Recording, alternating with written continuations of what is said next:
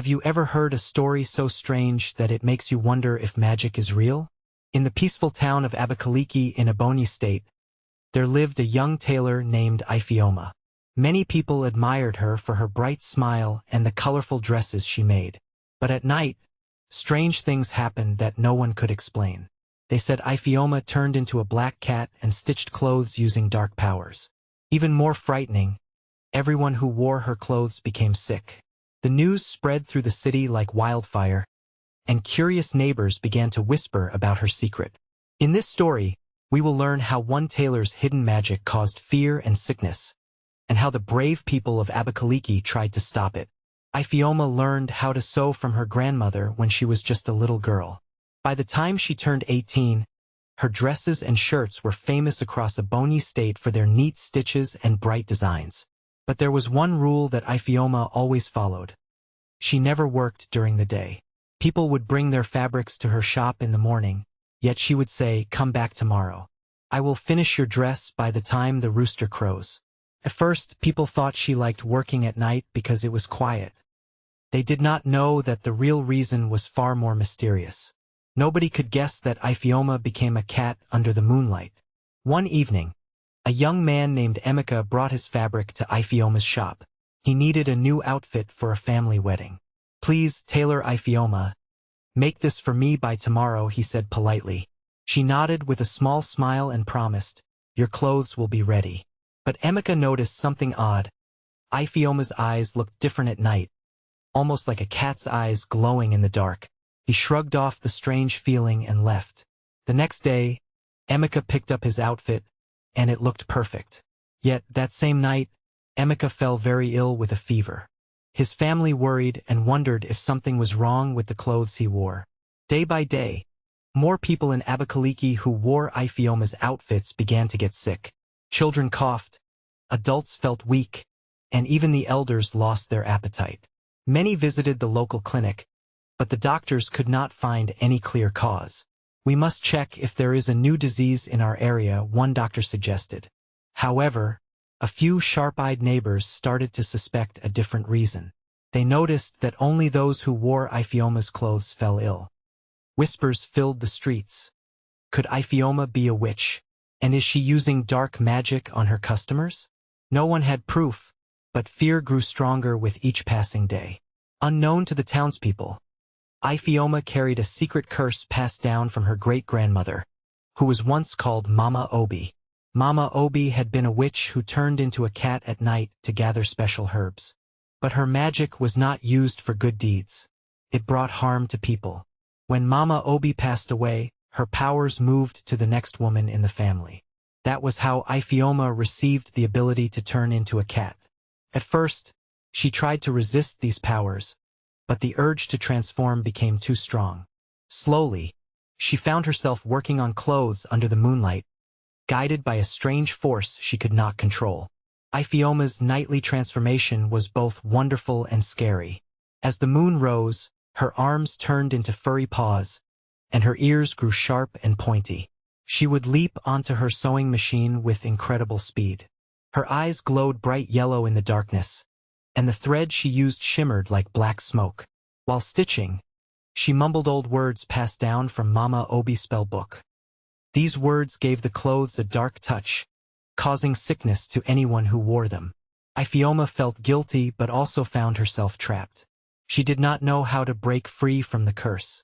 She cried often, feeling alone and afraid of what she had become.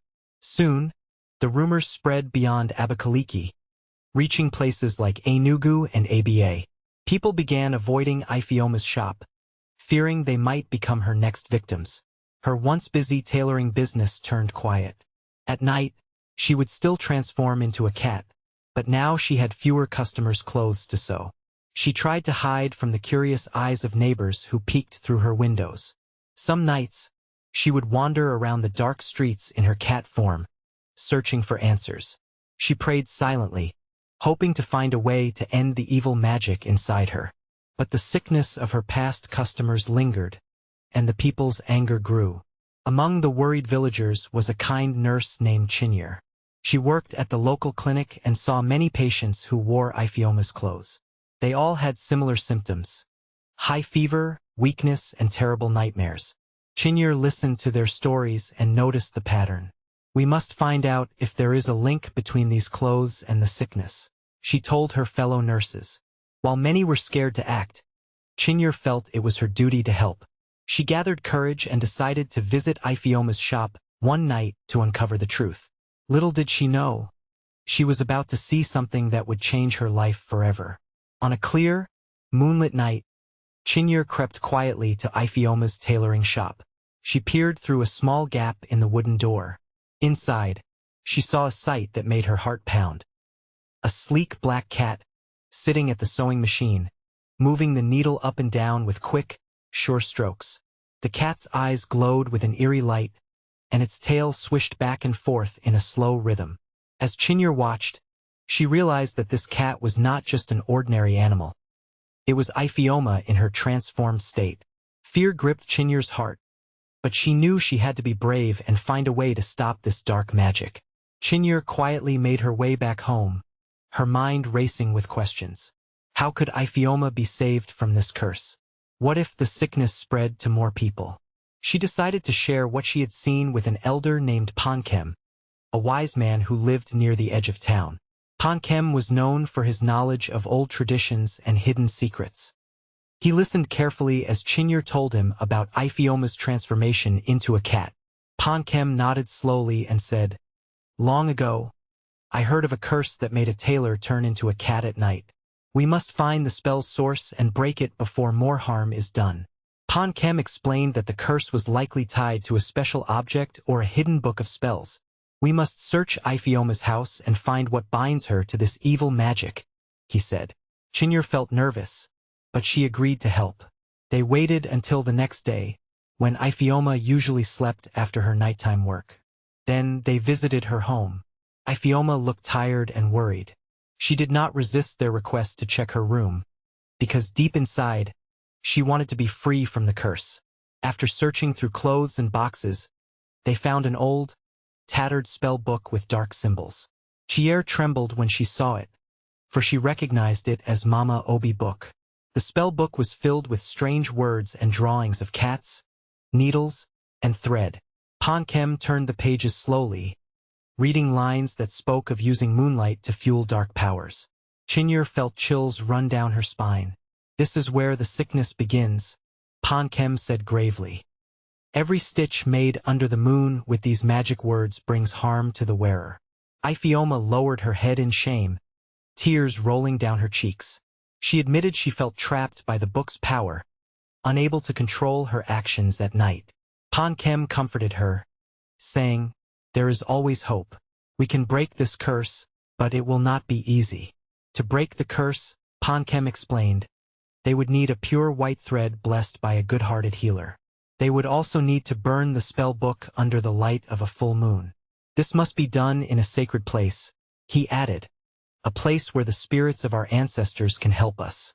Chinyere offered to find the white thread, as she knew a kind herbalist named Mama Chini who lived by the Cross River border.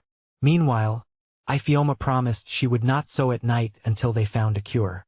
She locked her shop at sunset and tried to fight the urge to transform. However, the dark magic still tugged at her soul, making her nights restless. Chinyere traveled to see Mama Chini, who was known for healing herbs and blessings. After hearing the story, Mama Chini agreed to help. She took a white thread, dipped it in a special mixture of leaves and water from a sacred spring, and prayed over it. "This thread carries the power of kindness and hope," Mama Chini said softly. "Use it with care, and do not let fear weaken your heart." Chinyere thanked her and returned to Abakaliki, holding the thread close as if it were a precious jewel. The journey back felt long, but she knew every step brought them closer to saving Ifeoma. Meanwhile, Ifeoma struggled at home. Even though she tried to stay awake all night to avoid transforming, she often fell asleep and woke up to find herself in cat form. Each morning, she felt more tired and worried that the sickness would never stop. The people of Abakaliki grew more restless. Some wanted to chase Ifeoma away, while others felt pity for her. "Maybe she does not want to hurt anyone," a kind woman named Ngozi said. "She could be cursed against her will."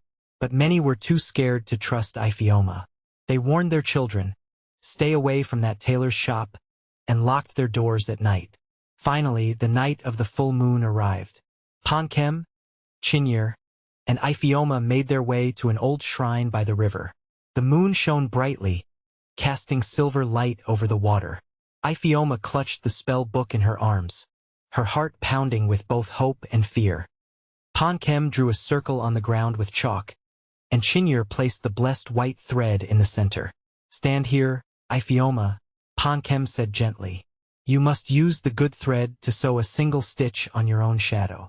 This will seal the dark magic away from your soul. With trembling hands, Ifeoma took a needle and threaded it with the blessed white thread. She carefully sewed one stitch into the outline of her shadow on the ground. The moment she pulled the thread tight, a gust of wind howled through the shrine. The spell book in her arms began to glow with a faint, eerie light. Now, Ponkem called out, place the book in the fire. Ifeoma threw the book into the small fire they had built. Flames danced around the old pages, and dark smoke rose into the night sky. It swirled around Ifeoma, who felt a sharp pain, as though the magic inside her was being torn away. Then in a flash, the smoke vanished, and the fire died down. Ifeoma fell to the ground, gasping for breath. Chinyere and Ponkem rushed to her side, worried that something had gone wrong. But slowly, Ifeoma opened her eyes and realized she was still human. The pull of the cat form had faded, and she felt lighter, as if a heavy chain had been removed from her heart. Tears of relief streamed down her cheeks. Ponkem helped her stand, and Chinyere hugged her tightly. They all looked up at the moon, thanking the ancestors for guiding them to break the curse. News of Ifeoma's healing spread quickly through Abakaliki. Many people were surprised and did not believe it at first. But when Ifeoma returned to her tailoring shop the next day, she worked under the bright sun, stitching colorful dresses without any sign of sickness. Customers slowly came back, eager to see if the curse was truly gone. When they wore Ifeoma's new clothes, they felt strong and healthy. The fevers and nightmares disappeared. Families that once feared her now brought gifts of yam and fruit to thank her for changing her ways. Ifeoma apologized to those she had hurt, promising never to let dark magic control her life again. Over time, the town returned to its peaceful rhythm. Children laughed and played outside Ifeoma's shop, no longer afraid of strange cats. Chinyere continued her work at the clinic, happy to see the people healthy again. Ponkem spent his days teaching the next generation about old traditions and how to use them. And Ifeoma, now free from the spell, sewed beautiful clothes by day and rested at night.